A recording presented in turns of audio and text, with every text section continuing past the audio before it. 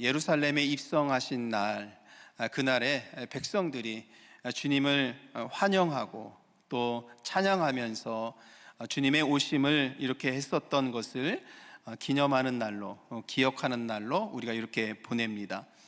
작년에도 아마 제가 이 말씀을 드린 것 같은데요, 교회력을 중시 여기는 교회들은 종려주일 예배의 시작을 예배당에서 하지 않고 교회 밖에서부터 시작을 합니다.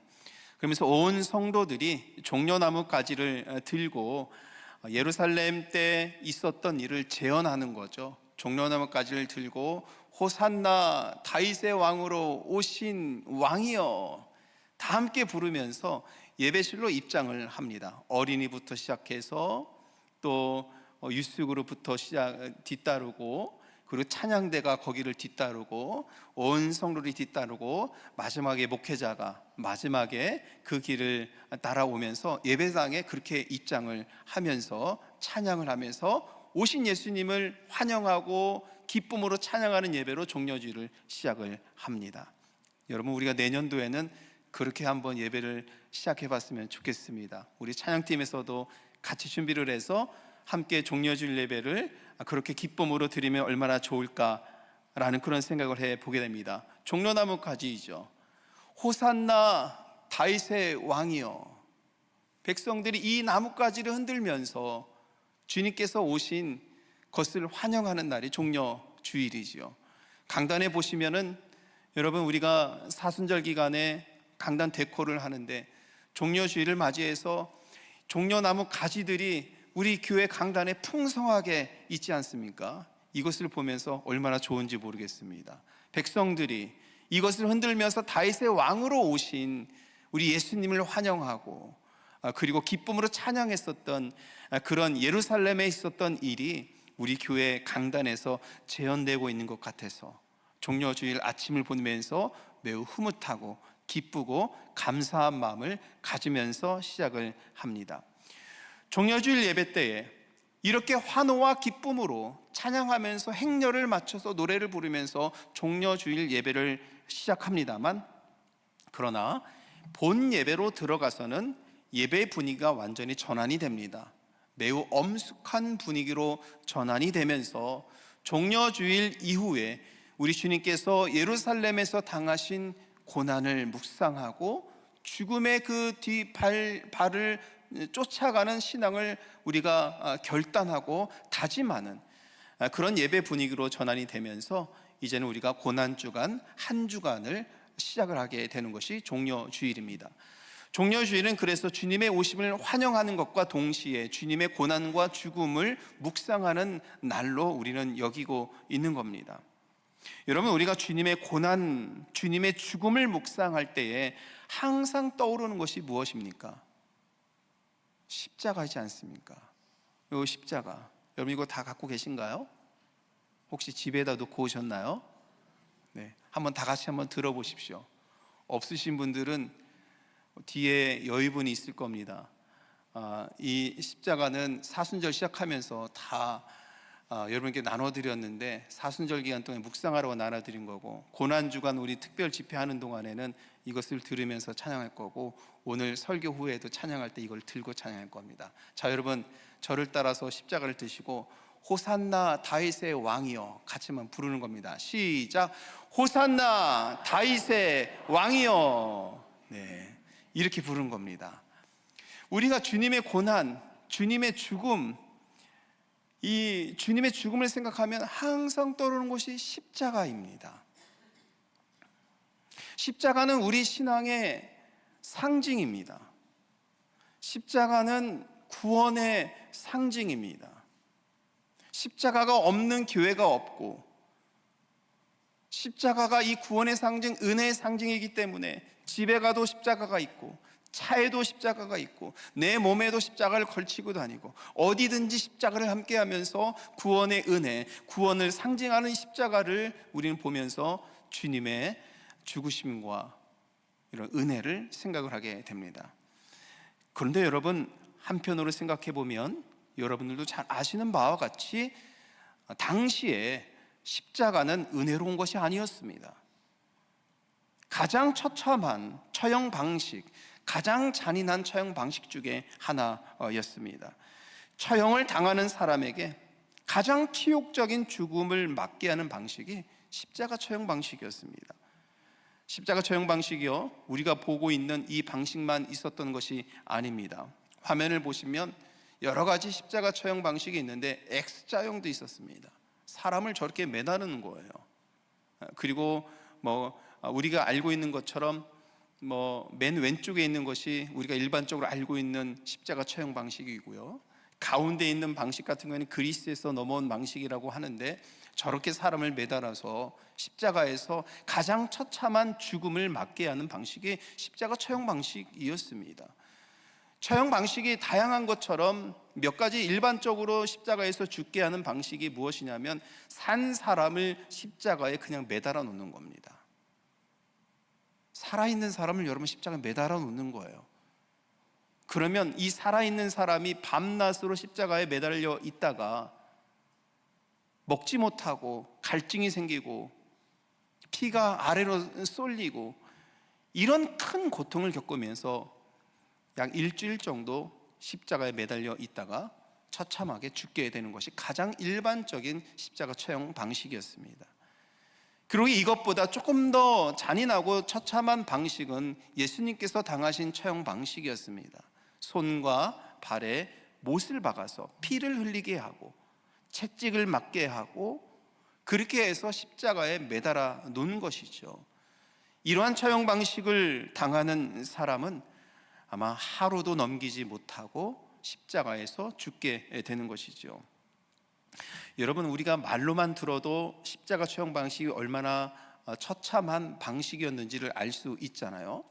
그러면은 우리가 성경을 보면서 예수님께서 고난 받으시고 죽으실 때 제자들이 떠나 있었잖아요.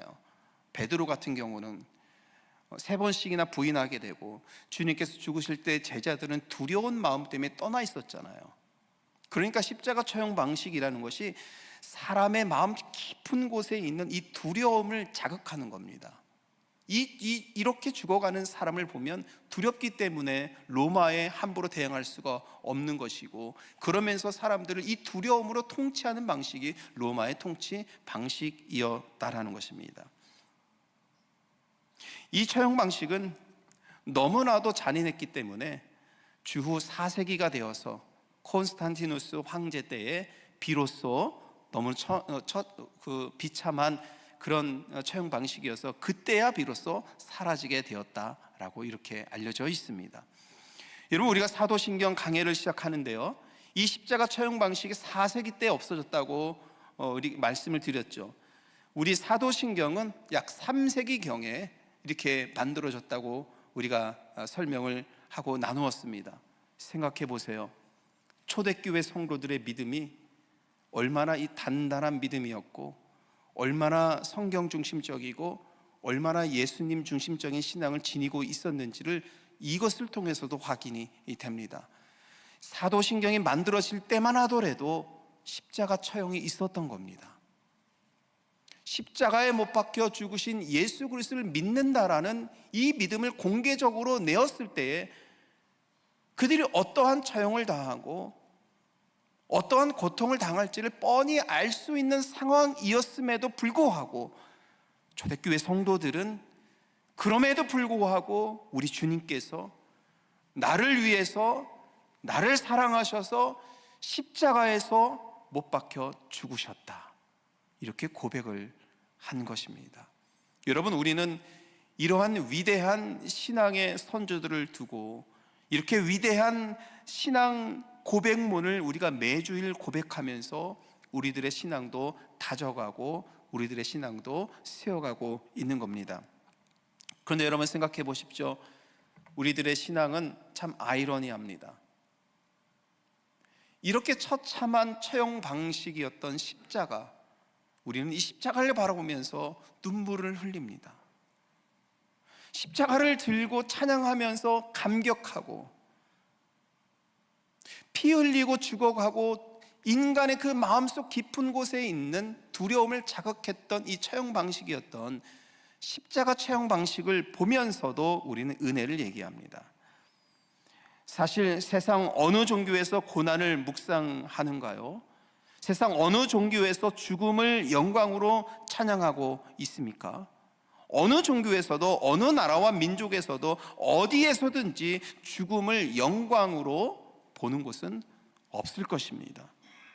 그런데 기독교 신앙은 이 가장 처참한 처형 방식이었던 십자가를 보면서 영광이라고 말을 합니다.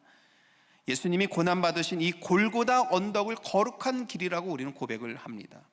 그래서 고난주간이 되면 어떤 교회들은 성금요일에 아주 무겁고 큰 십자가를 만들어서 성도들이 돌아가면서 이 십자가를 지고 교회를 이렇게 도는 그런 의식을 행하기도 하죠. 더 나아가서 여러분, 성경은 우리들에게 이렇게 말씀하고 있지요. 십자가에서 죽어야 산다라고 우리들에게 말씀하고 있습니다. 아이러니하죠, 여러분. 가장 두려워야 할 이 십자가를 바라보면서 우리는 은혜를 얘기하고 있습니다. 이런 말도 안 되는 논리가 세상 여러분 어디에 있습니까? 여러분들은 도대체 이 말도 안 되는 논리 속에서 왜 십자가를 보면서 은혜를 받고 눈물을 흘리십니까? 어떤 믿음을 지니고 있는 것입니까? 왜냐하면 십자가에는 역설이 있기 때문입니다. 우리 주님께서 십자가에서 죽으셨는데 그 죽음을 이기시고 부활하신 역설적인 그 사건이 있기 때문입니다. 이것은 성경이 증언할 뿐만이 아니라 성경에서는 목격자도 있다라고 우리들에게 말씀하고 있죠. 부활은 세상의 질서, 두렵고 죽으면 세상이 끝이라는 이 질서를 넘어서는 하나님의 능력을 나타내는 것입니다.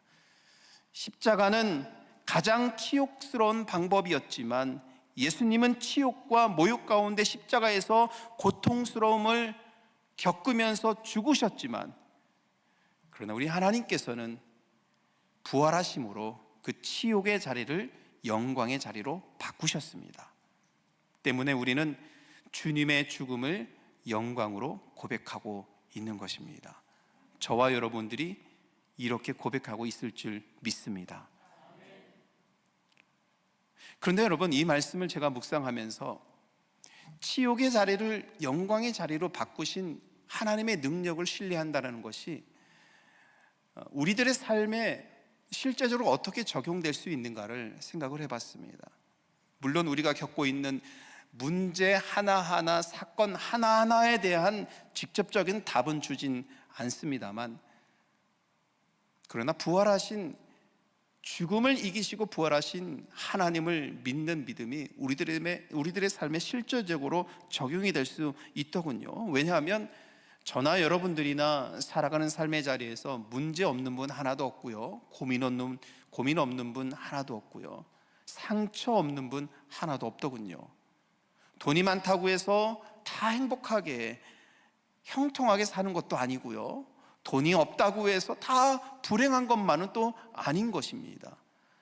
인생을 살아가 보면서 우리 주변을 돌아보고 이웃들을 보면서 교회에서 만나는 형제와 자매들 바라보니까 세상적인 기준만이 행복을 좌우는 것이 아니라 살아가다 보면 여러 가지 일을 겪고 아픔을 겪고 슬픔도 겪고 상처도 있고, 특별히 우리가 감당할 수 없는 육신의 질병 안고 이 육신의 질병을 떠안고 살아가는 경우도 있습니다. 그런데 여러분들이 살아가면서 여러분들이 짊어져야 할 삶의 무게, 십자가와 같은 이런 삶의 무게들이 얼마나 많이 있겠습니까? 여러분들이 살아가는 삶의 자리가 어떤 분들은 골고다 언덕을 오르는 것과 같은 삶의 무게를 가지고 살아가는 분들이 있을 것입니다. 그런데 오늘 우리가 이 믿음을 분명히 한다라면 우리 마음속에 소망이 있는 겁니다. 희망이 있는 거죠. 네. 하나님께서 이 치욕스러운 나의 삶에 하나님의 능력이 임하게 해주셔서 하나님의 영광으로 바꾸어 주실 것을 믿고 소망하게 되는 겁니다. 믿음이라는 것은 이거죠. 하나님께 답을 얻는 것은 이러한 답을 얻어야 되는 것입니다. 삶의 하나하나의 문제에 하나님께서 답해 주시길 기대하는 것이 아니라 하나님께서 내 마음에 이런 믿음을 주시고 은혜를 주시고 하나님의 능력을 신뢰할 수 있는 마음을 주시고 말씀을 신뢰할 수 있는 그런 믿음을 주시고 이 가장 치욕스러운 이 삶의 자리에서도 하나님의 영광으로 인도하실 하나님의 능력을 신뢰하게 하여 주셔서 내 마음속에 소망과 꿈과 희망과 이 용기를 가지고 살아갈 수 있도록 하나님께서 나를 인도해 주시는 겁니다. 이것이 여러분 이와 같은 믿음이 실질적으로 우리들의 삶에 적용될 수 있는 것이고 이러한 믿음이 실질적으로 저와 여러분들의 삶에 영향을 줄 수 있다라고 생각을 합니다. 이렇게 십자가에는 역설이 있습니다. 예수님의 죽음이 세상 죄를 위한 것이라는 말씀에 우리가 신뢰할 수밖에 없는 이유는 또한 이 가장 처참하고 비참한 죽음을 당한 예수님이 죄가 없는 분이라는 이유입니다. 사도신경은 죄 없으신 주님의 죽음을 고백할 뿐만이 아니라 사도 베드로는 이 점을 분명하게 말씀하고 있죠. 오늘 우리가 읽은 말씀 22절에서 이렇게 말을 합니다. 같이 한번 읽겠습니다. 그는 죄를 범하지 아니하시고 그 입에 거짓도 없으시며. 이 성경에서 말씀하시는 바와 같이 사도신경에서도 우리 주님의 무죄성을 강조를 합니다. 죄를 범하지 않으셨고 그의 입에 거짓도 없으셨습니다. 주님은 참 길이시고 진리이시며 생명이십니다. 그러나 죄 없는 예수님이 빌라도에게 고난을 받으시고 십자가에 못 박혀 죽으셨습니다. 만약에 우리 주님께서 죄가 있으셔서 이러한 일을 겪으셨다라면 어떻게 보면 당연하다라고 우리가 생각할 수 있겠지요. 그래서 이어지는 20절에서도 베드로는 말씀하죠. 죄가 있어서 매를 맞고 참으면 칭찬받는 일이 없었을 것이지만 선을 행하여서 고난을 받았는데도 참고 견디니 하나님 앞에서 아름답도다. 죄 없는 사람이 고난을 받으면서 참고 견디어 지난주 이사야 53장에서 주신 말씀과 같이 고난받는 종이 감당해야 될 이 사명을 이루어가는 그 순종하는 모습 속을 보니 하나님 앞에서 아름답도다.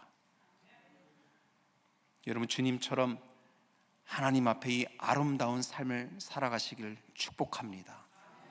순종하는 삶에서 이 뜻을 이루어가는 삶에서 우리의 아름다움이 나오는 것이지요.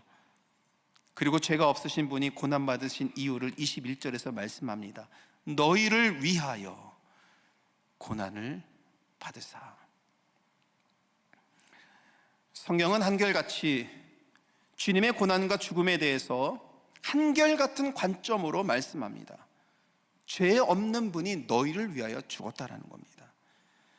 선지자 이사야도 우리의 질고와 슬픔과 고난과 허물과 죄 때문에 고난받는 종이 되셨다고 지난주에 은혜를 나누었습니다. 성경은 한결같이 죄 없는 분이 우리를 위해서 고난받으시고 죽으셨다고 말씀하고 있습니다. 사도 베드로도 선을 행하여 고난을 받았는데 그 고난은 너희를 위하여 당한 고난이다라고 말씀하고 있지요. 그래서 예수님의 고난은 우리를 향한 하나님의 이 사랑을 보여주는 것이고 예수님의 죽음은 우리를 향한 하나님의 이 사랑의 최고의 절정인 것입니다. 죄 없는 분이 우리를 위하여 나를 위하여 나를 사랑하사 십자가에 못 박혀 죽었기 때문이죠. 그래서 여러분 십자가에서 못 박혀 죽으신 예수 그리스도를 우리는 믿어야 합니다.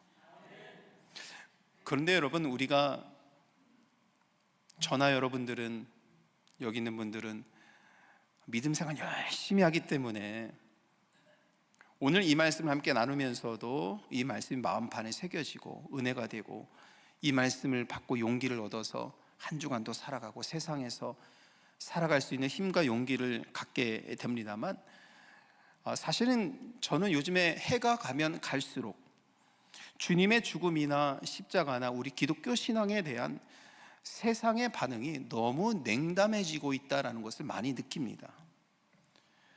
세상은 그리스도의 십자가를 공격을 하면서 성경적인 가르침을 무력화하는 그런 일들이 참 많이 있습니다. 그래서 저는 그리스도인들을 향한 이 세상 사람들, 세상으로부터 이 그리스도인들을 향한 태도와 시선과 말투와 이런 것들이 정말 너무나도 냉담해서 놀랄 때가 참 많이 있습니다. 심지어 미국에서도, 심지어 우리 한인 공동체 안에서도 교회를 바라보면서 너무나도 냉담합니다. 그래서 복음을 전하고 전도하기가 이제 점점 어려워지는 그런 시대에 당혹스럽고 당황스러운 일들을 많이 겪게 됩니다. 우리 미국에서도 이제는 공적인 자리에서 자기의 신앙, 특별히 우리 기독교 신앙에 대해서 공개적으로 발언하거나 이야기하거나 이런 것이 굉장히 어려운 그런 시대를 우리가 살고 있지 않습니까? 우리의 자녀들의 세대가 가면 갈수록 이제는 점점 더 교회에 대해서, 그리스도의 죽음에 대해서 냉담해지고 논리적으로만 생각하게 되고 이런 시대가 점점 다가오고 있다는 것입니다. 더 심한 경우는 어떤 사람들은 이렇게까지 생각을 하더군요. 만약 우리가 믿는, 너희들이 믿는 하나님이 하나님의 아들이라고 하는 예수 그리스도를 십자가에 못 박혀 죽게 했다라면 그 하나님은 자기의 아들을 학대한 학대자이다. 어떻게 생각하면 전혀 믿음적이지 않고 세상적인 논리와 생각으로만 생각하면은 그렇게 생각할 수도 있겠다라는 생각이 들기도 합니다. 근데 여러분, 이 세상에 이런 냉담한 반응을 우리가 그냥 지나치거나 웃음으로 넘기거나 그냥 나와 별개의 것으로만 우리가 생각할 것이 아닙니다. 왜냐하면 이런 냉담한 반응이 우리 젊은 세대들에게는 설득력 있게 느껴지는 것이고 그것이 우리들의 자녀들의 세대로 내려가고 있는 것이지요. 우리가 지켜야 하는 이 절대적인 신앙이 점점 흔들리고 있지 않은가 염려가 됩니다. 교회를 당혹하게 합니다. 2000년 동안 교회가 지켜온 신앙에 대해서 점점 이 신앙을 무력화하려는 일들이, 냉담한 이 반응들이 너무나도 많습니다. 빌라도에게 고난을 받으사 십자가에 못 박혀 죽으신 예수 그리스도에 대한 믿음을 교회는 어떠한 고난이 있어도, 어떠한 환난이 있어도, 어떠한 위기를 겪어도 지난 2000년 동안 지켜온 신앙입니다. 근데 이 신앙에 대해서 너무 냉담한 반응, 너무 이 신앙을 무력화하려는 그런 반응들, 교회를 당혹하게 하는 일들이 오늘 너무나도 많이 일어난다는 것이죠.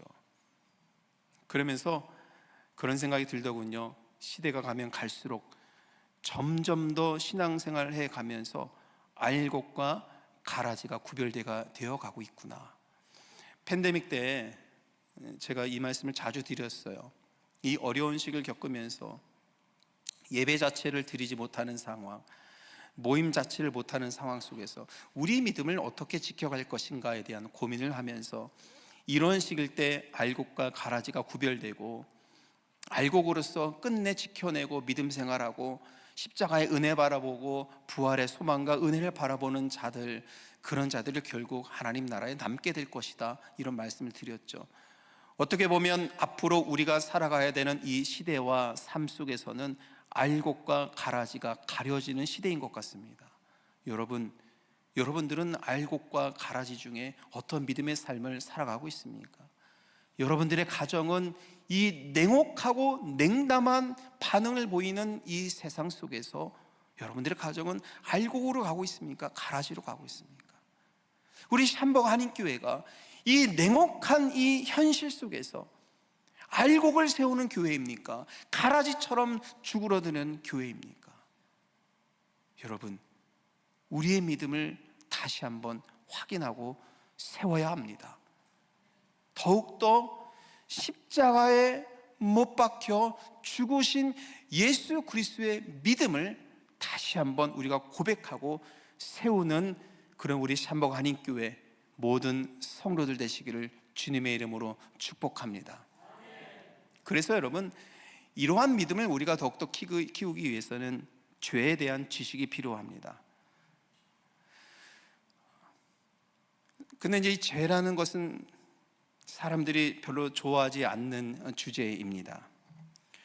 교회에서도 죄를 이야기하기보다는 복을 이야기하는 것을 좋아하죠. 어느 때부터인가 교회에서 죄에 대한 설교를 오래 하면 따분한 설교, 지루한 설교, 잘 들어오지 않는 설교, 이렇게 인식이 되어버렸습니다. 그러나 복에 대한 설교, 성공하는 설교, 출세하는 설교를 하게 되면 은혜로운 설교, 내 마음속에 잘 들어오는 설교. 어느 때부터인가 우리 설교가, 예배가, 우리가 생각하는 은혜가 자꾸 성공주의적으로 이렇게 바뀌어 가는 것을 우리가 보게 되죠. 그러나 여러분, 우리는 신앙생활을 하면서 교회는 항상 죄에 대한 지식, 죄에 대한 인식을 늘 해야 합니다. 사람에게 그리스도의 대속적인 죽음이 필요하다라는 것은 여러분, 지난 수천 년간의 인류의 역사 안에서 증명이 되었습니다. 세상에서 죄의 문제가 해결되지 않지요.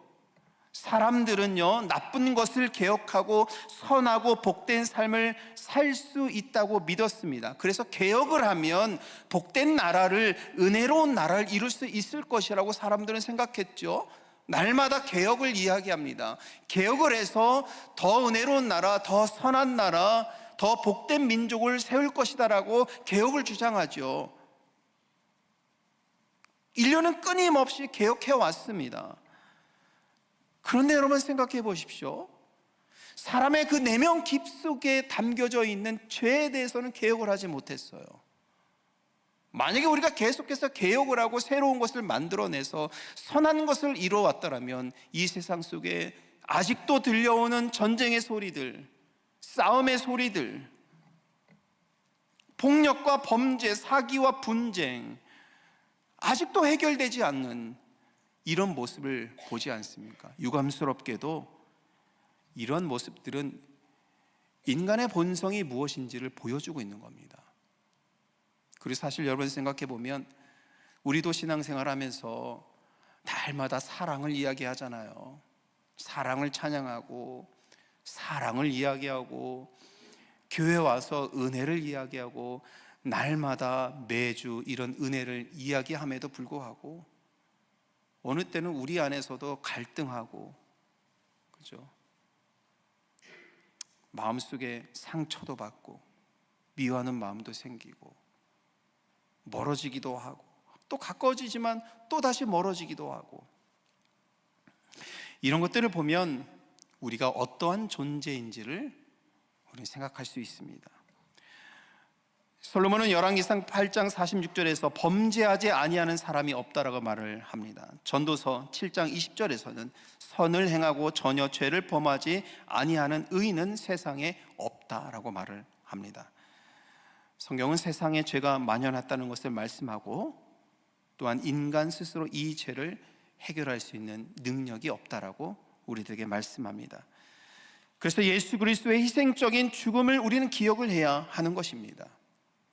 세상의 죄를 지으신 예수님은 십자가에서 죽으심으로 죄에 굴복한 것이 아니라 죄를 무력화시킨 겁니다. 예수님은 죽을만 하니까 죽은 것이 아니라 죄를 무력화시키기 위해서 세상 죄를 짊어진 어린 양이었습니다. 구약시대 때는 여러분 어떻게 죄를 해결했습니까? 구약시대 때는 죄를 해결하기 위해서는 어린 양이 필요했잖아요. 어린 양이 왜 필요했냐면 그냥 필요한 것이 아니에요. 이 제단에 올려질 제물이 그냥 그냥 하나님께 올려드린다 이런 차원이 이제 구약 시대 때 제사를 드릴 때 필요한 것이 아니라 어린 양이 필요한 것은 이 어린 양의 나의 죄를 다 전가시키는 거죠. 이 어린 양을 데려다가 제단에 올려서 불에 태워서 그것을 다 불에 태움으로 인하여서 내 죄가 다 불에 타 없어짐으로 하나님께 죄의 용서함을 받았다라는 것이 구약 시대의 제사였던 겁니다. 신약 시대에 접어들면서 하나님은 사람의 죄를 전가할 어린 양이 필요했지요. 그 어린 양이 예수 그리스도입니다. 그리고 십자가라는 제단에서 자기 피를 흘려서 사람의 죄를 다 태워 없애신 분, 우리의 죄를 다 태워 없애신 분, 우리의 죄와 허물을 다 태워 자기의 피를 흘려서 다 태워 없애신 분, 오직 예수 그리스도만이, 하나님의 아들만이 하실 수 있는 일이었습니다. 사도신경은 시대를 불문하고 예수 그리스도에 대한 냉담한 반응에 우리의 신앙이 무엇인지를 고백하게 합니다. 우리는 십자가에 못 박혀 죽으신 예수 그리스도를 믿어야 하는 것입니다. 사도 베드로는 그래서 24절에 이와 같은 신앙을 우리들에게 또 말씀으로 남겨놓았습니다. 같이 읽겠습니다. 친히 나무에 달려 그 몸으로 우리 죄를 담당하셨으니 이는 우리로 죄에 대하여 죽고 의에 대하여 살게 하려 하심이라. 그가 채찍에 맞음으로 너희는 나음을 얻었나니. 예수님은 친히 나무에 달려 그의 몸으로 우리의 죄를 담당하셨습니다. 주님께서 죄를 담당하셨기 때문에 우리는 나음을 얻은 것입니다. 그러므로 우리가 십자가에 못 박혀 죽으신 예수 그리스도를 믿을 때 사도신경에서 고백하는 2000년이 넘는 시간 동안 모든 교회와 신앙인들이 지켜온 이 신앙을 우리가 함께 고백하고 이 믿음으로 나아갈 때 우리들에게는 구원이 있습니다. 여러분, 오늘부터 우리는 고난주간을 시작을 합니다. 우리 주님께서 이 땅에 오셔서 지금 설교 말씀 함께 나눈 것처럼 고난받는 종으로 이 땅에 오셔서 우리를 사랑하셔서 우리의 죄를 짊어지시고 고난받는 이 한 주간, 우린 고난주간으로 보내게 됩니다. 이 한 주간 우리가 신앙생활하면서 더욱더 경건한 한 주간 될 수 있도록 절제하고 묵상하면서, 그리고 가장 처참한 그 십자가였지만 영광으로 바꾸신 하나님의 능력을 신뢰하면서 이 한 주간을 보낼 때 하나님께서 우리 마음속에, 우리 영혼 속에 새로운 더 큰 은혜로 채워 주실 줄 믿습니다. 이 믿음으로 나아가는 여러분 모두에게 하나님의 형통하심이 충만하시기를 주님의 이름으로 축원합니다.